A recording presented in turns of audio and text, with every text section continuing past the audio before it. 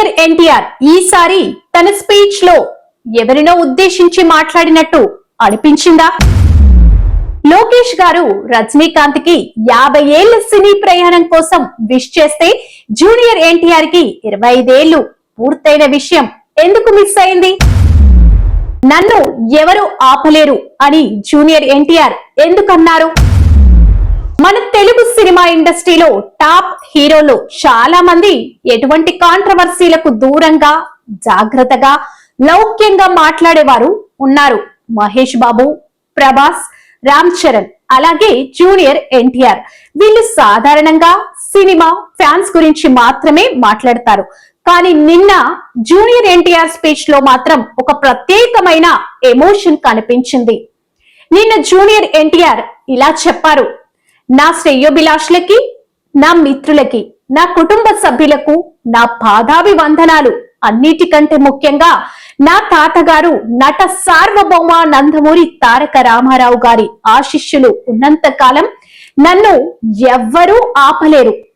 ఈ మాటలు చెబుతున్నప్పుడు కళ్ళల్లో ఒక చిన్న గ్యాప్, ఒక ఎమోషన్, ఒక బాండ్ కనిపించింది. ఎక్కడో ఏదో ఆయన మనసుకు తగిలింది అని అనిపించింది. ఎన్టీఆర్ కెరీర్ ప్రారంభం నుంచే విపరీతమైన క్రేజ్. స్టూడెంట్ నెంబర్ 1, ఆది, సింహాద్రి లాంటి బ్లాక్ బాస్టర్స్ అయినా వరుసగా కొన్నేళ్లు ఫ్లాప్స్ ఎదుర్కొన్నారు. కానీ మళ్ళీ యమదొంగ, బృందావనం లాంటి సినిమాలతో జాగ్రత్తగా ట్రాక్ ఎక్కారు. గతంలో టీడీపీ సంబంధిత కొన్ని సంఘటనల్లో ఎన్టీఆర్ సైలెంట్ గా ఉండటం వల్ల కొంత అసంతృప్తి వ్యక్తమైంది. ఆ తర్వాత ఆయన రాజకీయ కాంట్రవర్సీలకు దూరంగా కెరీర్ పై ఫోకస్ చేశారు.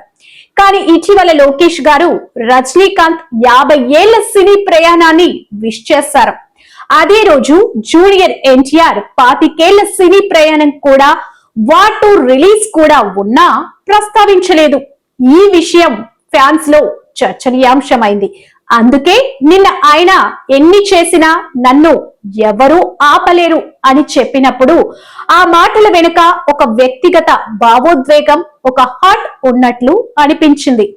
ఇప్పుడు వాటు దాదాపు 375 కోట్ల free release business. Hrithik Roshan తో పోటీలో నిలిచిన ఎన్టీఆర్ ఇక రజనీకాంత్ కూలీ కూడా భారీ బడ్జెట్, అమెరికన్ గెస్ట్ రోల్, 2 సినిమాలు హై ఎక్స్పెక్టేషనల్.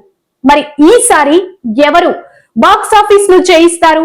ఎన్టీఆర్ వాటూనా లేక రజనీకాంత్ కూలీనా? మీ అభిప్రాయాలు కామెంట్స్ లో రాయండి.